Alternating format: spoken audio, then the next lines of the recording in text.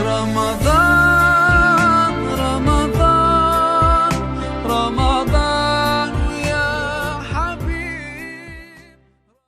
Assalamualaikum warahmatullahi wabarakatuh. Bismillahirrahmanirrahim. Alhamdulillahi rabbil alamin. Wabihi nasta'inu ala umurid dunya waddin. Wassalatu wassalamu ala sayyidil anbiya'i wal mursalin, sayyidina wa maulana Muhammadin wa ala alihi wa sahbihi ajmain. Amma ba'du. Hadirin, mari kita mengaji terkait dengan keutamaan membaca Al-Quran. Banyak sekali keutamaan membaca Al-Quran, baik keutamaan membaca ayat Al-Quran secara umum maupun secara khusus. Membaca Al-Quran sendiri termasuk ibadah yang paling utama di antara ibadah-ibadah yang lain, sebagaimana yang diriwayatkan oleh An-Nu'man bin Bashir. Qala Rasulullah sallallahu alaihi wasallam, afdalu ibadati ummati qiraatul Qur'an.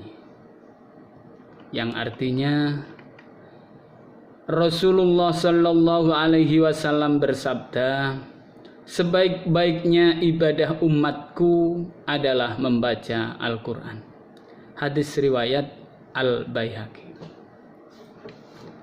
Kemudian orang mukmin yang selalu membaca Al-Quran itu digambarkan dalam hadis Abu Dawud seperti buah yang wangi dan manis.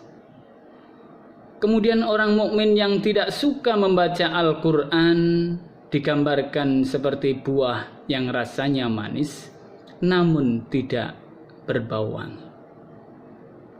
Selanjutnya orang fasik yang suka membaca Al-Quran digambarkan seperti buah yang aromanya wangi namun rasanya pahit. Yang terakhir, orang fasik yang tidak suka membaca Al-Quran digambarkan seperti buah yang tidak beraroma dan rasanya juga sangat pahit. Al-Quran sendiri mengungkapkan, dan apabila dibacakan Al-Quran, maka dengarkanlah baik-baik dan perhatikanlah dengan tenang agar kamu mendapat rahmat. Al-Quran surat Al-A'raf surat ke-7 ayat 204. Menurut para ulama tafsir, adanya perintah membaca atau menyimak bacaan Al-Quran berarti adanya perintah membaca Al-Quran.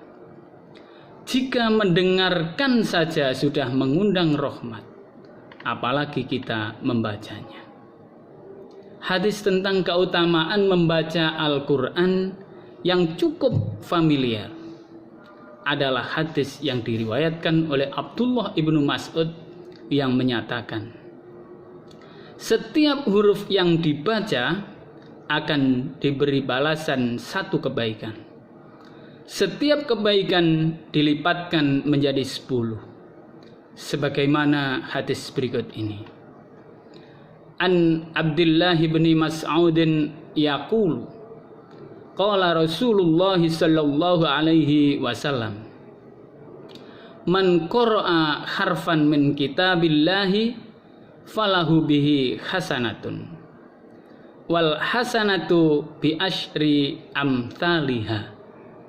La aqulu alif lam mim harfan, la aqulu alif lam mim harfun, walakinna alif harfun walam harfun wa mim harfun.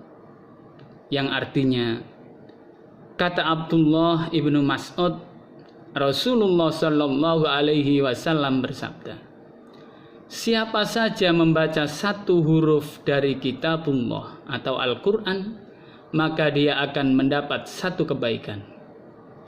Sedangkan 1 kebaikan dilipatkan kepada 10 semisalnya. Aku tidak mengatakan alif lam mim 1 huruf.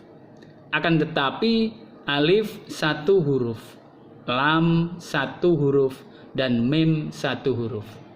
Hadis riwayat At-Tirmizi. Menurut sahabat Ali ibnu Abi Thalib karramallahu wajhah, keutamaan yang diungkap di dalam hadis itu adalah keutamaan orang yang membaca Al-Quran dalam sholat dan dilakukan saat berdiri, maka balasannya adalah 100 kebaikan. Kemudian jika dibaca pada saat duduk sholat, balasannya adalah 50 kebaikan. Adapun dibaca di luar sholat dan dalam keadaan suci, balasannya adalah 25 kebaikan. Sungguh Allah Maha Kuasa melipatkan balasan atas kebaikan hamba-Nya. Dalam hadis yang lain, keutamaan membaca Al-Quran disebutkan Rasulullah Shallallahu Alaihi Wasallam. Siapa saja yang membaca Al-Quran 100 ayat dalam 1 malam, maka akan dicatat untuknya ketaatan 1 malam itu. Hadis riwayat Ahmad. Dan juga diriwayatkan, siapa yang membaca 100 ayat dalam 1 malam, maka tidak tercatat sebagai orang yang lalai.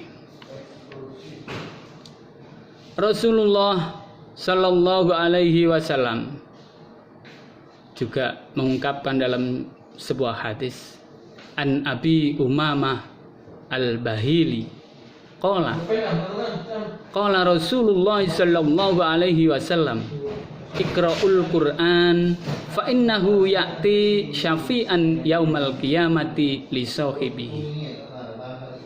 Yang artinya Rasulullah Shallallahu Alaihi Wasallam bersabda, bacalah Al-Quran sebab ia akan datang memberikan syafaat pada hari kiamat kepada pemilik atau pembaca pengamalnya. Hadis riwayat Ahmad. Apa yang kita ambil dari hikmah tersebut?